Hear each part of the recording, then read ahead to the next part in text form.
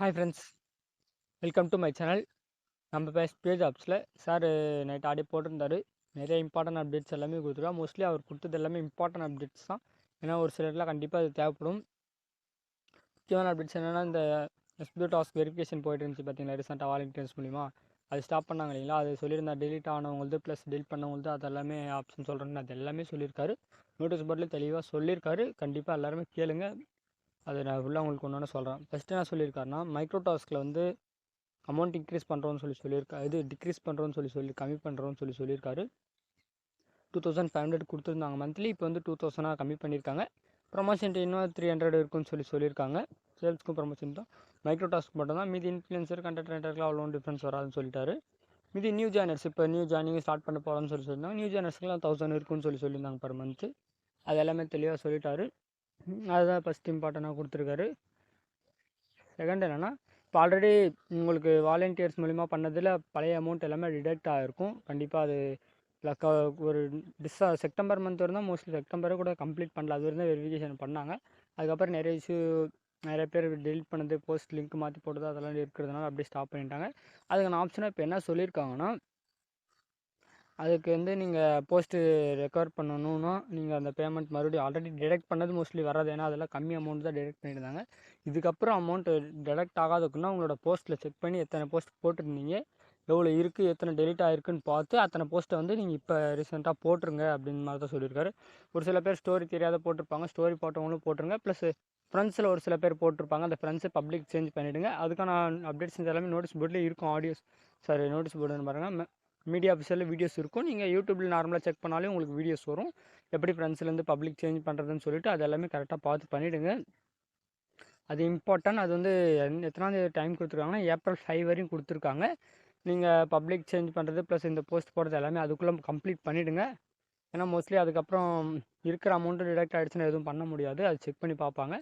எத்தனை டாஸ்க் பண்ணியிருக்கீங்க, எத்தனை போஸ்ட் உங்களோட இதில் இருக்குன்னு செக் பண்ணி பார்த்து அமௌண்ட் டிடெக்ட் பண்ணிவிடுவாங்க. அதை தெளிவாக பார்த்துக்கோங்க. அதுக்கான ஆப்ஷன் தான். ஏன்னா இப்போ நிறைய இஷ்யூ இருந்ததுனால அந்த ஆப்ஷன் கொடுத்துருக்காங்க. மோஸ்ட்லி ஒரு சில பேர் எஸ்பிஐ சொன்னதுனால டெலிட் பண்ணியிருப்போம்னு சொல்லியிருப்பாங்க. அவங்களுக்கு எல்லாமே இன்னொரு 1 or 2 days சம்திங்குள்ளே சார் மறுபடியும் நோட்டீஸ் போர்டு அப்டேட் கொடுக்குறேன்னு சொல்லியிருக்காரு. அது கொடுப்பார் அப்டேட்டு. அது நோட்டீஸ் போர்டு காலி கேட்டிங்கன்னா தெரியும் எப்போ கொடுக்குறோன்னு சொல்லியிருந்தார். இன்னொன்று என்னென்னா, சார் ஆல்ரெடி சொல்லியிருப்பார் பிடிஓ செலெக்ஷன்ஸ்க்கோசரம் அப்ளை பண்ணியிருந்தீங்கன்னு சொல்லிட்டு. அது வந்து கண்டிப்பாக அது கம்பல்சரி இருக்குன்னு சொல்லியிருந்தார். ஆனால் அது நேம் பிடிஓவாக இருக்காது, வேறு ஏதாவது கூட இருக்கலாம்னு சொல்லியிருந்தார். அது மோஸ்ட்லி இப்போ வந்து இன்வால்மெண்ட்டாக இருந்தாங்க பார்த்தீங்கன்னா வாலண்டியர்ஸு, கம்பல்சரி அவங்க எல்லாருமே செலக்ட் பண்ணுவோம். அதில் வந்து யாருக்கு இன்ட்ரெஸ்ட் இருக்கோ அவங்க கனெக்ட் பண்ணிக்கலாம் அப்படின்னு சொல்லியிருக்கேன். ஏன்னா ஒரு சில பேர் டாஸ்க் மட்டும் பண்ணியிருப்பாங்க, எனக்கு அதுக்கு இன்ட்ரெஸ்ட் இல்லை அப்படின்னு சொல்கிறவங்க கம்பல்சரினா அதில் இருக்கிறவங்க கம்பல்சரி எல்லாருமே ஜாயின் ஆகிக்கலாம். பட் அதில் இன்ட்ரெஸ்ட் இருக்கிறவங்க மட்டும் இது பண்ணிக்கலாம். அது எல்லாருமே எலிஜிபிள். வாலண்டியர்ஸாக போனவங்க எல்லாருமே எலிஜிபிள். ஆனால் அவங்க கம்பல்சரி பண்ணி ஆகணுன்ற கண்டிஷன் கிடையாது. இன்ட்ரெஸ்ட் இருக்கிறவங்க நீங்கள் அந்த ஆப்ஷன் எடுத்துக்கலாம் அப்படின்னு சொல்லியிருக்காங்க. கமாண்டர்ஸ்க்கெல்லாம் அவங்க வர மாதிரி இருக்கும். அது எல்லாமே சொல்லியிருக்காங்க நோட்டீஸ் போர்டு தெளிவாக. அந்த புது போஸ்ட்டு எல்லாமே தெளிவாக போட்டுருங்க.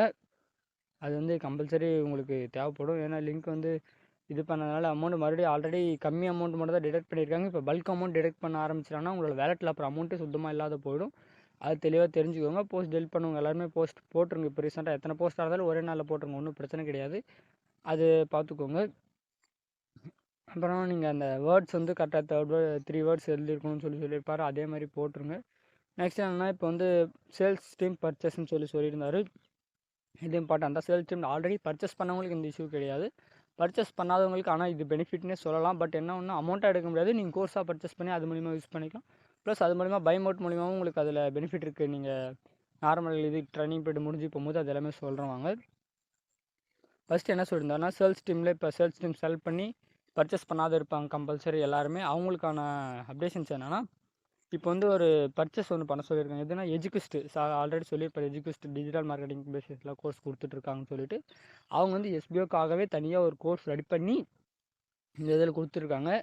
அது எத்தனை நாள்னா மேக்ஸிமம் 10 days அப்படின்னு சொல்லியிருக்காரு ஆஃபர். அதாவது 10 days இருக்குமான்னு சொல்ல முடியாது. நியூ ஜாயினிங் என்னைக்கு ஸ்டார்ட் பண்ணுறாங்களோ அன்றைக்கி கூட க்ளோஸ் ஆகிடும். நியூ ஜாயினிங் 10 daysக்குள்ளே ஸ்டார்ட் ஆனால் 10 days வரையும் இருக்கும். அதுக்குள்ளே நியூ ஜாயினிங் ஸ்டார்ட் பண்ணிட்டாங்கன்னா 10 daysக்குள்ளே அது க்ளோஸ் ஆகிடும் அந்த ஆஃபரு. அது யூஸ் பண்ணி பர்ச்சேஸ் பண்ணுறவங்களுக்கு 7500 ஒன்லி தான். நீங்கள் ஆல்ரெடி சேல்ஸ் டீம் பர்ச்சேஸ் பண்ணலாம், அவன் 10,000 13,000 இருந்துருக்கு, உங்களுக்கு 7,500 ஒன்லி தான். அது என்ன பேசிஸ்னா சார் ஆல்ரெடி சொல்லியிருப்பாங்க, நீங்கள் பே பண்ண அமௌண்ட் 6,500னா அதில் டிஸ்கவுண்ட் ஆகும்னு சொல்லி லாஸ்ட் அடியில் சொல்லியிருந்தார். அந்த மாதிரி தான் அந்த கான்செப்ட்டில் தான் பேஸ் பண்ணி 7,500 கொடுத்துருக்காங்க. 10 டேஸில் கம்பல்சரி பண்ணி ஆகணும். கம்பல்சரி பண்ணால் என்ன ஆகும்னு சொல்லி கேட்டிங்கன்னா, உங்களுக்கு அமௌண்ட் இன்க்ரீஸ் ஆகிடும், இன்னும் ஆகாது. உங்களுக்கான அமௌண்ட் இன்க்ரீஸ் ஆகிடும், ப்ளஸ் உங்களுக்கு நியூ வித்ட்ரால் கொடுக்க முடியாது, பேமெண்ட் உங்களுக்கு வராது அப்படின்றது நிறைய இது இருக்குது. அதனால தான் இது 10 டேஸ்க்குள்ளே பண்ணுங்கள், சேல்ஸ் டைம் செலக்ட் பண்ணுங்க எல்லாருமே அப்படின்னு சொல்லியிருக்காரு. மோஸ்ட்லி ப்ரமோஷன் டைமில் இருக்கிறவங்களும் பர்ச்சேஸ் பண்ணலாம்னு கேட்டிங்கன்னா பர்ச்சேஸ் பண்ணலாம், ஒன்றும் பிரச்சனை. நீங்கள் பர்ச்சேஸ் பண்ணிவிட்டு அது அப்டேஷன்ஸ் கொடுப்பார், நோட்டீஸ் போர்டில் அது எப்படி மூவ் பண்ணணும் என்ன இதுன்னு சொல்லிட்டு நீங்கள் சேல்ஸ் டைம் சேஞ்ச் ஆகிறதுக்கோசரம். அது 10 டேஸ்க்கு மேலே போச்சுன்னா உங்களுக்கான அமௌண்ட் கண்டிப்பாக இன்க்ரீஸ் ஆகும். ப்ளஸ் நீங்கள் நியூ வித்ட்ரால் கொடுத்தாலே உங்களுக்கு வித்ட்ரால் ரெக்வஸ்ட் வராது, பெண்டிங்கில் தான் இருக்கும். எதுக்காக பண்ண சொல்கிறாங்கன்னு சொல்லி கேட்டிங்கன்னா, நியூ வித்ட்ரால் கொடுக்கும்போது என்ன ஆகுனா பெண்டிங்கில் இருந்துச்சுன்னா நெக்ஸ்ட் வித்ட்ரால் கொடுக்க முடியாது அப்படின்ற ஒரு இஷ்யூ இருக்குது. அதனால தான் கொடுக்க சொல்கிறாங்க. அது எஜுகேஷனோட கோர்ஸோட விலையை கிட்டத்தட்ட 30,000 கிட்ட வருது. அது நார்மலாக தெரிஞ்சு தான் 30,000 1 ரூபி கம்மி பண்ணி கொடுப்பாங்க. அது எல்லாருமே டிஸ்கவுண்ட் மாதிரி அது இது கொடுப்பாங்க. அது 30,000 கிட்ட வரும். இப்போ ஆஃபரில் வந்து அது 23,000 சொல்லி உங்களுக்கு காட்டும். உங்களுக்கு 23,000னா 24,000 கிட்ட காட்டும். அது காட்டும் போது என்ன ஆகுனா நீங்கள் கூப்பன் அப்ளை பண்ணி நீங்கள் இதை பர்ச்சேஸ் பண்ணுற மாதிரி இருக்குது 7,500க்கு. அது தெளிவாக பார்த்துக்கோங்க. கூப்பன் கோடு சார் சொல்லியிருக்காரு, SBODM 7,500ன்னு சொல்லியிருக்காரு. அது நம்மளோட சைட்லேயே டுடே டாஸ்க் பேஜில் வந்துடும். உங்களுக்கு அந்த வெல்கம் டுடே டாஸ்க் பேஜில் வரும் பார்த்தீங்களா, அந்த வீடியோ ஓடிட்டு இருக்கும் பார்த்தீங்களா, ஸ்டார்டிங் பார்க்கும்போது அது கீழே மோர் டி இதில் பார்த்தீங்கன்னா அதில் கூப்பன் கோடு காட்டும் அப்படின்னு சொல்லியிருந்தாரு. சாரும் சொல்லியிருந்தாரு SBODM 7,500. அதை நீங்கள் அப்ளை பண்ணிங்கன்னா தான் உங்களுக்கு 7,500க்கு அங்கே ஷோ ஆகும். அந்த கூப்பன் வந்து எப்போனாலும் எக்ஸ்பைர்ட் ஆகலாம். அந்த நான் சொன்னேன் பார்த்தீங்களா, நியூ ஜானர்ஸ் ஸ்டார்ட் பண்ணிட்டாங்கனாவே அது உடனே எக்ஸ்பைர் பண்ணிவிடுவாங்க. எக்ஸ்பைர் ஆகிடுச்சுன்னா உங்களால் மறுபடியும் அந்த ஆஃபர் யூஸ் பண்ண முடியாது. நீங்கள் அதுக்கப்புறம் அந்த 13,000 மோஸ்ட்லி 13,000லேருந்து 15,000க்குள்ளே இருக்குன்னு சொல்லியிருந்தாரு. அதுக்குள்ளே எதுனாலும் இருக்கலாம். அந்த அமௌண்ட் கொடுத்து தான் நீங்கள் பர்ச்சேஸ் பண்ணுற மாதிரி இருக்கும். அது தெளிவாக பார்த்துக்கோங்க. நெக்ஸ்ட் என்னன்னா, இதில் வந்து அனதர் லாங்குவேஜஸ் இருப்பாங்க. ஏன்னா இது வந்து தமிழ் லாங்குவேஜஸ் மட்டும்தான் ஒன்லி அவைலபிள் இருக்குது இப்போதைக்கு. அனதர் லாங்குவேஜஸில் இருக்கிறவங்க இப்போதைக்கு பர்ச்சேஸ் பண்ண வேணாம்னு சொல்லிட்டார். அதுக்கான அப்டேஷன்ஸ் எல்லாமே சார் நோட்டீஸ் போர்டில் கொடுப்பாரு. அது என்ன இப்போ அவங்க என்ன பர்ச்சேஸ் பண்ணணும் என்ன ஏதுன்னு சொல்லிட்டு அது எல்லாமே தெளிவாக சொல்லியிருக்காரு. நோட்டீஸ் போர்டு கேட்டிங்கன்னா தெரியும். நான் சொல்லிவிட்டேன் கூப்பன் கோடு இந்த சேல்ஸை பற்றி சொல்லிட்டேன். மோஸ்ட்லி அதில் ஏதாவது டவுட் இருக்காதுன்னு நினைக்கிறேன் உங்களுக்கு. ஓகே, அதில் அப்டேஷன்ஸ் சார் வந்து இன்னும் 2 டேஸில் கொடுப்பாரு. இந்த நேம் வந்து டிஜிட்டல் மார்க்கெட்டிங் காம்போன்னு சொல்லியிருக்காரு. டிஜிட்டல் மார்க்கெட்டிங் காம்போன்னு இருக்கும். நீங்கள் வெப்சைட்டில் போய் பார்த்தீங்கன்னா அட்வான்ஸ் மார்க்கெட்டிங் காம்போன்னு உள்ள பேஜ் அப்படி காட்டும். கீழே டிஜிட்டல் மார்க்கெட்டிங் காம்போன்னு தான் அதோட நேம் காட்டும் உங்களுக்கு. அதே மாதிரி எவ்வளோ சீக்கிரம் மூவ் பண்ண முடியுமோ அவ்வளோ சீக்கிரம் பர்ச்சேஸ் பண்ணிக்கோங்க. சேல்ஸ் டீம் செலக்ட் பண்ணியிருக்காங்க எல்லாருமே. பண்ணலன்னா உங்களுக்கான அமௌண்ட் அப்புறம் டைரெக்ட் ஆக வாய்ப்பு இருக்குது. நம்ம நீங்கள் வித்ட்ரால் கொடுத்தாலே அது உங்களுக்கு கிரெடிட் ஆகாது. அது இஷ்யூலாம் இருக்கிறதுனால தான் அவங்க இப்போ ஃபஸ்ட்டு வித்ட்ரால் பண்ணிவிடுங்க. ஏன்னா நியூ கான்செப்ட்டில் போகும்போது 7 டேஸில் மோஸ்ட்லி கிரெடிட் ஆகணுன்றதுனால தான் இந்த ஆப்ஷன் சொல்லியிருக்காங்க. எல்லாருமே சேல்ஸ் டீமில் இருக்கிறவங்க எல்லாமே பர்ச்சேஸ் பண்ணிட்டாங்கன்னா பேமெண்ட் டக்குன்னு மூவ் பண்ண ஆரம்பிச்சிடும். என்ன ஒன்று ஓல்டு பேமெண்ட்டுன்னு 1 மாதம் சொல்லியிருக்காரு. அந்த 1 மாதம் 30 நாள் சொல்லியிருக்காரு இல்லைங்களா, ஒர்க்கிங் டேஸில் அந்த 30 நாளுக்கு அப்புறம் வரும். மீதி ரீஃபண்ட் அப்ளை பண்ணுவோம் எல்லாமே 60 நாள் சொல்லியிருக்காரு டைமிங். அது அந்த பேசிஸில் எல்லாருமே பேமெண்ட் போயிட்டு தான் இருக்கும். அது ஒன்றும் பிரச்சனை கிடையாது, காமனாக போகும். நீங்கள் வித்ட்ரால் வந்து கரெக்டாக கிரெடிட் ஆகணும்னா நீங்கள் சேல்ஸ் டீம் இருக்கிறவங்க கம்பல்சரி பர்ச்சேஸ் பண்ணிவிடுங்க. மோஸ்ட்லி எவ்வளோ சீக்கிரம் பண்ண முடியுமோ அவ்வளோ சீக்கிரம் பண்ணிவிடுங்க. நான் பேமெண்ட் வந்துட்டுக்கு அப்புறம் பண்ணிக்கிறேன், எனக்கு 13,000 இருந்தாலும் பரவாயில்லன்றவங்க பண்ணுங்கள். பட் என்ன ஒன்று உங்களுக்கு நியூ வித்ட்ரால் போட்டாங்கனாலும் உங்களுக்கு பேமெண்ட் வராதுன்னு சொல்லியிருக்காரு. அதுக்கான என்ன ரீசன் நான் சொல்லியிருப்பேன் ஆல்ரெடி. ஏன்னா பெண்டிங் ஆகிடுச்சுன்னா நெக்ஸ்ட் வித்ட்ரால் கொடுக்க முடியாது அப்படின்றனால தான் இப்போ டக்குன்னு பர்ச்சேஸ் பண்ண சொல்கிறாங்க கம்பல்சரி எல்லாருமே. மோஸ்ட்லி நியூ ஜாயினிங்ஸ் எப்போ ஸ்டார்ட் பண்ணோன்னா மோஸ்ட்லி இன்னொரு கொஞ்ச நாள் தள்ளி போக கூட வாய்ப்பு இருக்குது அப்படின்னு சொல்லியிருக்காரு. அது தெளிவாக பார்த்துக்கோங்க. இந்த பர்ச்சேஸ்க்கு அந்த 10 டேஸ் சொல்லியிருக்குன்னா மோஸ்ட்லி April 4th வரையும் உங்களுக்கு வரும் பர்ச்சேசிங்கு. இந்த பர்ச்சேஸ் பண்ணுறவங்களுக்கு இன்னொரு பெனிஃபிட் ஒன்று இருக்குது. என்ன பெனிஃபிட்னால், நீங்கள் இப்போ வந்து ட்ரைனிங் பீரியடில் இருக்கீங்க. ட்ரைனிங் பீரியட் முடிஞ்சு நீங்கள் நார்மல் பீரியடுக்கு போகும்போது நார்மல் இன்கம் உங்களுக்கு கொடுக்கும் போது என்ன ஆகும்னா, அப்போ வந்து உங்களுக்கு பை மோட்டில் உங்களுக்கு ஒரு 30,000 பாயிண்ட்ஸ் ஒருத்தர் ஒரு ரிவார்டு ஒன்று கொடுப்பாங்க உங்களுக்கு அந்த ஆப்பில், பைமோட் ஆப்பில். இந்த எஜுகேஷன் பர்ச்சேஸ் பண்ணவங்களுக்கு மட்டும் அது வரும். 30,000 ஒருத்தோட ரிவார்ட் பாயிண்ட் கொடுத்துருவாங்கன்னா நீங்கள் அதை பாயிண்ட்டை வந்து நீங்கள் கன்வெர்ட் பண்ணி நீங்கள் பர்ச்சேஸ் பண்ணிக்கலாம். மோஸ்ட்லி எல்லா அமௌண்ட்டுமே பர்ச்சேஸ் பண்ணுற மாதிரி இருக்குது. நம்ம மோஸ்ட்லி கூப்பன் அப்ளை பண்ணுறோன்னா ஒரு 1000 ருபீஸ் நம்ம பர்ச்சேஸ் பண்ணுறோன்னா ஒரு 200 300 கூப்பன் அப்ளை பண்ணிக்கலாம். அந்த மாதிரி கண்டிஷன்ஸ் இருக்கும். அதை நீங்கள் மட்டுமே கூட தேவையில்லை, உங்கள் ஃப்ரெண்ட்ஸ் அண்ட் ஃபேமிலிக்கு யாருக்குனாலும் யூஸ் பண்ணி பர்ச்சேஸ் பண்ணி வச்சுக்கலாம். அது மூலியமாகவும் உங்களுக்கு கரெக்டாக 30,000 ஒர்த்துள்ள ரிவார்ட் கொடுக்குறாங்க. 30,000 ஒர்த்துள்ளது. அதை நீங்கள் யூஸ் பண்ணி எவ்வளோ சீக்கிரம் மணி எடுக்கிறீங்களோ எடுத்துக்கலாம். இல்லை நீங்கள் பர்ச்சேஸ் பண்ணி காலி பண்ணுறனாலையும் பண்ணிக்கலாம் அப்படின்ற மாதிரி தான் சொல்லியிருக்காரு. கண்டிப்பாக இது எல்லாமே யூஸ்ஃபுல்லாக தான் இருக்கும். இன்னொன்று என்ன, ஸ்டார் ஹெல்த் இன்சூரன்ஸுக்கும் சேம் ரிவார்டு தான் சொல்லியிருக்காரு. அது எப்படி பர்ச்சேஸ் பண்ணோம் அதுக்கும் அவர் சொல்லுவார் என்ன ஏதுன்னு சொல்லிட்டு அப்டேஷன்ஸ் கொடுப்பாரு ரெகுலராக. இதில் நோட்டீஸ் போர்டை ஃபாலோ பண்ணிங்கனாவே தெரியும் உங்களுக்கு என்ன ஏதுன்னு டீட்டெயிலாகவே. கண்டிப்பாக இந்த பை மோட்டில் கூப்பன் பர்ச்சேஸ் பண்ணவங்களோட இவங்களுக்கு வந்து பெனிஃபிட் நிறைய இருக்குதுன்னு நான் மோஸ்ட்லி சொல்லுவேன். ஏன்னா அவங்க பர்ச்சேஸ் பண்ணதுக்கு 13,000 முடிஞ்சிடும். உங்களுக்கு வந்து 7,500 கோர்ஸும் பர்ச்சேஸ் பண்ணால் கோர்ஸில் நிறைய லேர்ன் பண்ணலாம். ஏன்னா ஸ்டெப் பை ஸ்டெப்பாக எல்லாமே தெளிவாக சொல்லுவாங்க. எஸ்பிஓக்கு தேவையானது ப்ளஸ் நீங்கள் அதை பார்த்தீங்கன்னாவே டிஜிட்டல் மார்க்கெட்டிங்கை பற்றி எல்லா டீட்டெயிலுமே அதை சொல்லிடுவாங்கன்னு நினைக்கிறேன். மோஸ்ட்லி கோர்ஸ் பர்ச்சேஸ் பண்ணி யூஸ் பண்ணவங்க தெரியும்.